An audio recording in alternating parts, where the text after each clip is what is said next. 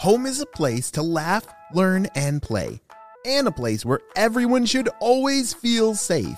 That's why at Kidda we believe that protecting children from house fires is everyone's cause.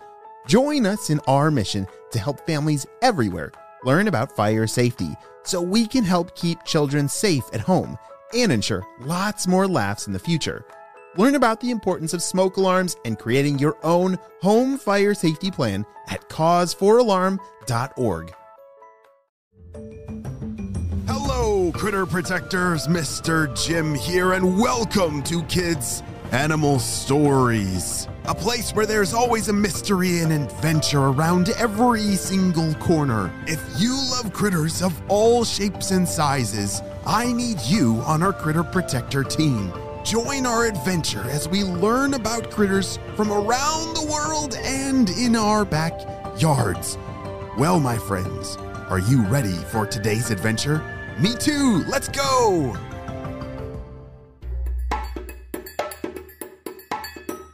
Ben scurried along the shore of his little pond home.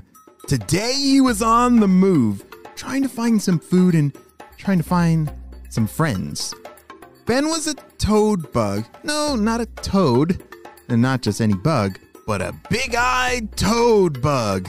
These little critters look just like baby toads, but they are in fact an insect. Big-eyed toad bugs are tan and brown with bumpy backs, resembling a common toad. Their eyes are bulging and take up a big part of their little bodies. It's almost impossible to find them because of their amazing ability to camouflage into the banks of small streams and ponds. But when Ben was a little nymph, a baby that is, he didn't put much thought into what he was or where he was from, really. Now that he was grown, he was getting curious. He was also starting to feel a little bit out of place with his toad friends. I just need to get a better idea of what I am. I eat small insects. I have dark, bumpy-looking patterns, but the other toads around here sure do look kind of funny compared to me. Ben had tried spending some more time with the local toads. He thought maybe more time with them would help him fit in a little better. All but one little one, a kid named Trey, just made him feel silly for even trying to do anything like them. He hopped up on a few small, less intimidating ones and even joined them as they tried to catch flies. But he didn't really get too far. You know, Ben, there's more to life than all that other stuff the other toads do. You just need to be yourself. Grow some confidence. Trey tried to encourage Ben, but Ben could see he was pulling words left and right, trying to just say anything nice at all. I look like a toad, but I just don't feel quite like one, Ben said. I guess I'll turn in for the night. Thanks anyway, Trey. Ben headed towards a little cozy spot along the bank he liked to call home. He nestled into some dried leaves and dozed off for the night.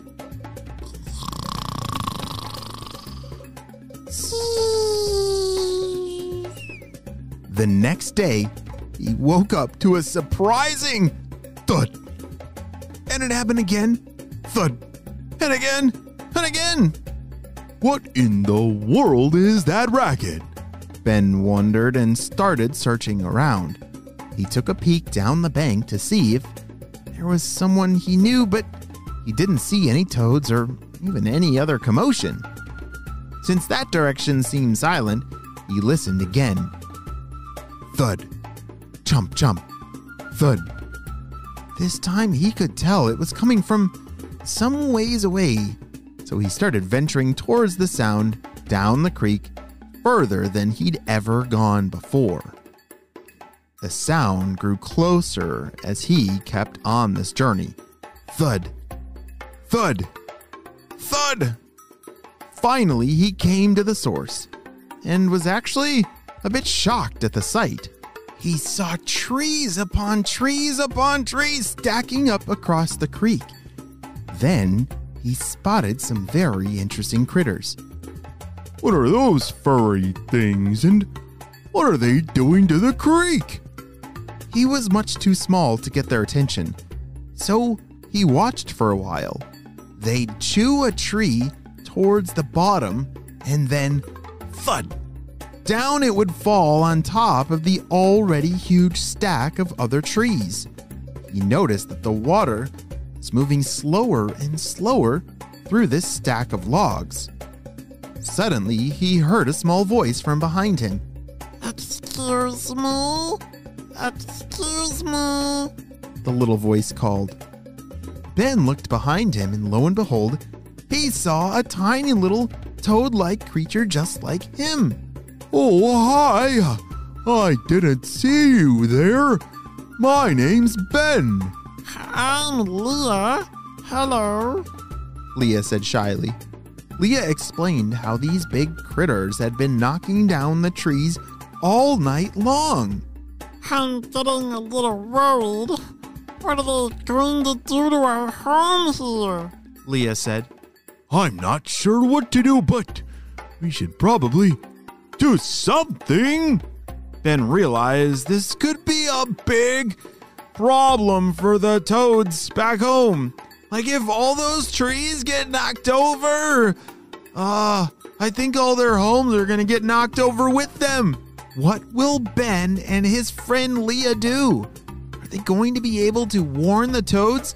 Will their habitat be okay? And wait a second. What kind of critter do you think is knocking over all those trees? I feel like we haven't learned enough about those critters to know exactly what kind of critter is causing all this chaos for all of our friends, like Ben and Leah. Well, we're going to have to wait and see what happens on the next episode of Kids Animal Stories. Great job, you listened all the way to the end. All right, Critter Protectors, I need to make sure that you are following this show. So make sure that you've hit the plus sign or the subscribe button so that you don't miss out on any of our awesome adventures, because the only way we can save the world together and all of its critters is if we learn about every single one of them. Holy smokes. I'm looking at a list. There's a lot of critters out there. There's going to be a lot of stories coming up about even the smallest and the biggest and the scariest critters of them all. And you have to make sure that you don't miss any of them. Well, friends, I hope you have a super duper day, and I will see you on our next adventure. Bye! Home is a place to laugh, learn, and play, and a place where everyone should always feel safe. That's why at Kidda we believe that protecting children from house fires is everyone's cause.